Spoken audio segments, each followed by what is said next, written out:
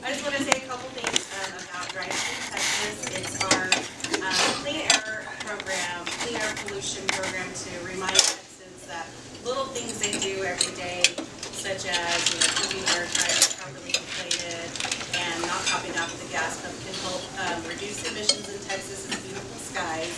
And one of the most important things that we push is car maintenance. So that's why we were so happy to team up with you guys for this contest, and we are so excited to be doing it again next year. So be on the lookout for it, and I just want to say thank you to everybody for helping make this possible, and of course, congratulations. Thank you.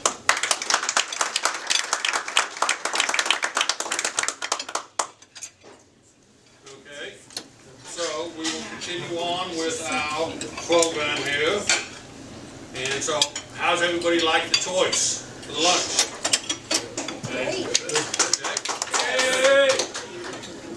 So our next presenter is going to be Tony Mala. He is the ASA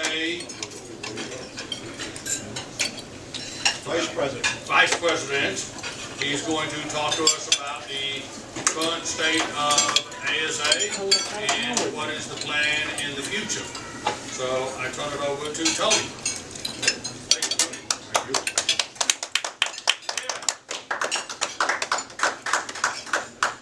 I knew he'd catch me in mid-shoe. Thank you all. By the way, congratulations to the winners. It was a great program. We're delighted with the result. Thank you for Scott for allowing us to do it. Thank you to Advance for sponsoring and making it all possible. And again, let me start by saying, the only way these organizations are able to provide this type of venue and this type of information is through the support of our sponsors. So please take the time, if you haven't already, to visit their tables before and after your meetings. Let them know how much you appreciate them, because they really are the heart and soul as to what makes this work. So thank you all to the vendors. I've been asked to come here to give you kind of an update on where we are at the national level with the Automotive Service Association. As you know, ASA is in all 50 states, and we have affiliates in about 16 of those. ASA Texas is one of them. I'll give you a little bit of, today I'm going to talk about three things: what's now, what's new, and what's next, to give you an idea of where we are, what is new right on the horizon or just been launched, and what is coming. And I'd like to start by giving you a rundown of who your leadership is at the national level at the moment. As you can see from the listing here, our chairman is Roy Schnepper. This is Roy's last year as chairman. He will be replaced at our annual meeting in the April-May timeframe by Bob Wills, our chairman-elect. Roy's a collision shop owner in Michigan. Bob is a mechanical shop owner in Michigan. Fred Hughes, our secretary-treasurer, is a mechanical shop owner in Arizona. Tom Pipo, our mechanical division director, again is a mechanical shop owner in Michigan. Scott Benavides, our collision director. This is Scott's last year as the collision division director. You will be voting on a new collision division director with the ballots that are coming out for 2019. Alyssa Larimore is a shop owner in Shreveport, Louisiana, collision shop owner. She owns 3 locations, relatively new to the board. And Todd Black is another one of our directors. He's a shop owner in the Pacific Northwest. And Todd is also up for re-election this year. So again, you'll be voting for a new collision division director and a new director's position. Please look for those ballots when they come out, and let us know who you feel is best suited for the job. That's at the national level. These are all volunteer leaderships, much like your own. It's a great board of directors. They have been extremely involved in the association for the last couple of years and remain involved as we go through the current transition that's happening within the organization, which I'll get to in a minute. Your national leadership team at the national office in North Richland Hills. Beth Reich is our acting COO at the moment. Myself, still working as vice president of the organization. I handle most of the industry relations side of the business. Stephanie Flores. Stephanie, would you mind standing up? Stephanie's at the table outside, as is Brenda Rodriguez. Brenda, would you mind standing up? Stephanie is our director of finance and membership services. Brenda works with her.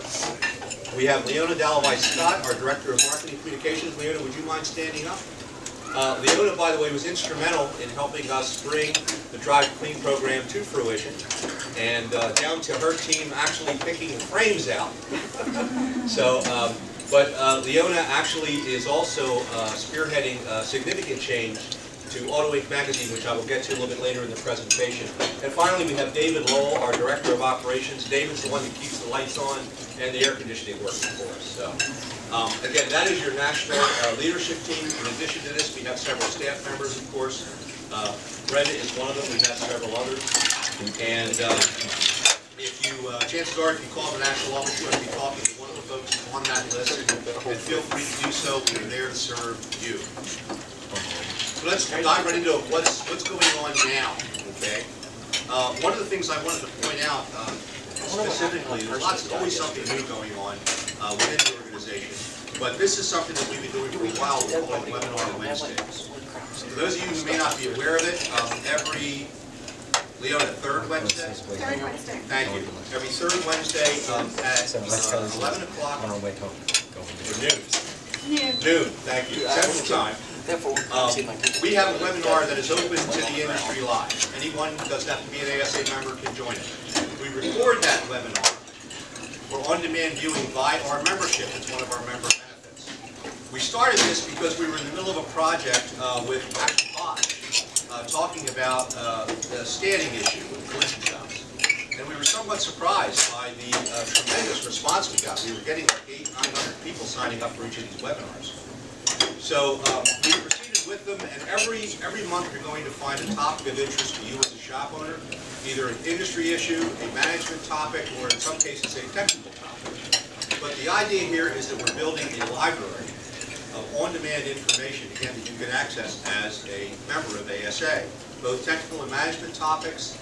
It's a great resource if you're having a chapter meeting. All you have to do is have a laptop with an internet connection and a PowerPoint projector, and you can actually provide a recorded video as a presentation for a chapter meeting. So something to keep in mind for those of you who are planning such things, or if you just want to do something like that in your shop. You want to give your technicians a lunchtime, a dinner and movie kind of experience. As a member, you can just use an internet connection to download these, and again, have them attend a webinar on some topic of interest to the industry. We're actually so happy with what's happening. We're looking at increasing the frequency of these going forward. And again, it could be anything from presentations by Bob Redding on a legislative topic, or whatever's new and now going on in the industry that you should be aware of as a shop owner. So again, one of the many resources to keep in mind going forward. And the reason I'm specifying this one is because it's electronic, and as we move into the 21st century, you're going to be seeing information delivered a lot more in this type of format. And again, I'll talk a little bit more about that as we move forward.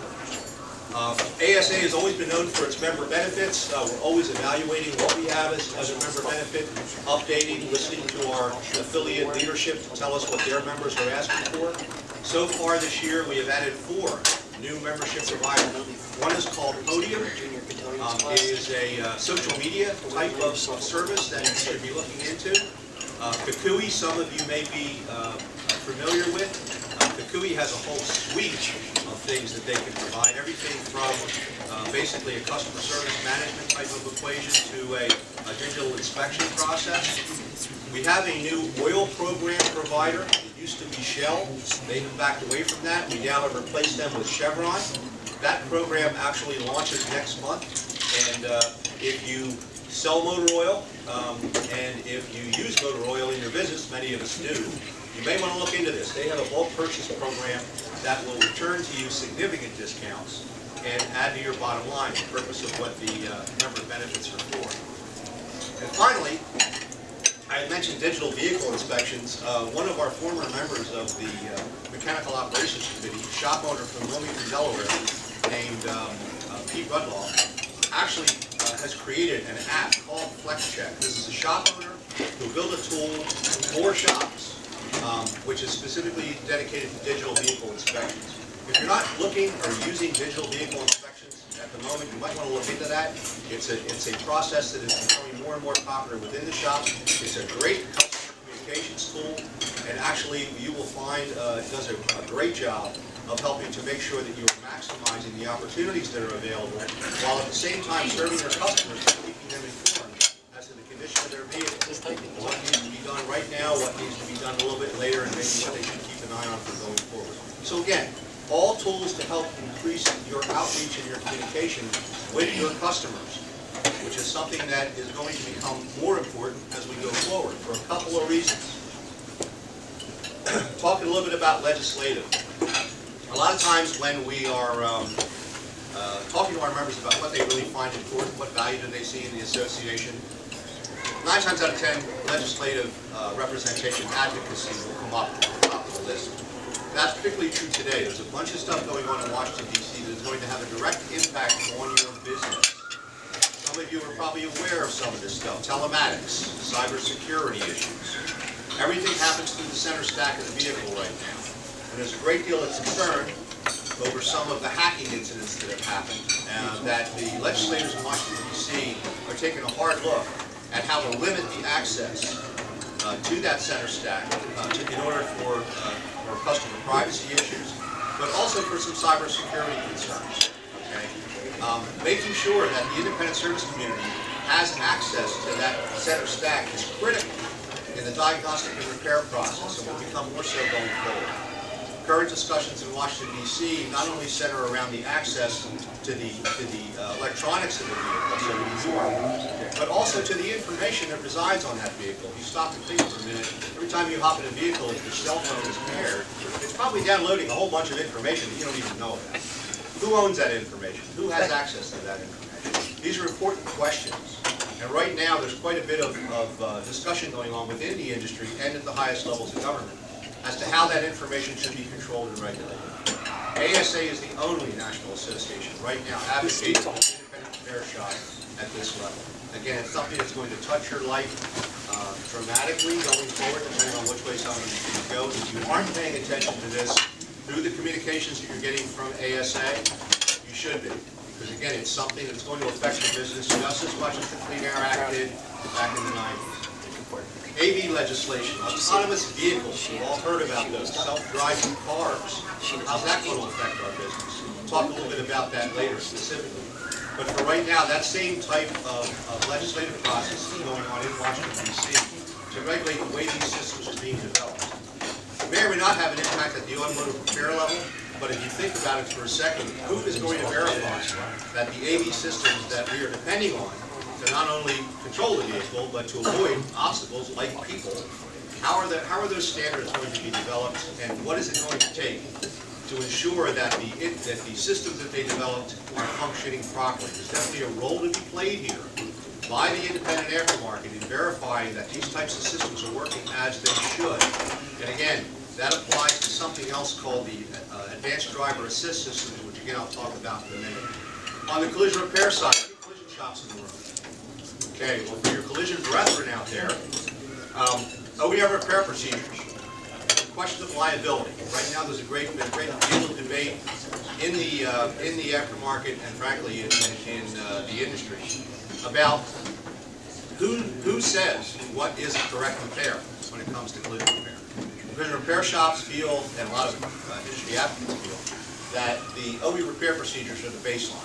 When in doubt, go to those. Okay. But there's no codification of that. There's no requirement that you do that. That's the type of thing that is coming up for discussion in Washington, D.C. We had a press conference at our NACE show in Atlanta this year that announced an alliance between ASA and the Alliance of Automobile Manufacturers to explore this topic and figure out, because not all repairs do have an OEM procedure attached to it, how do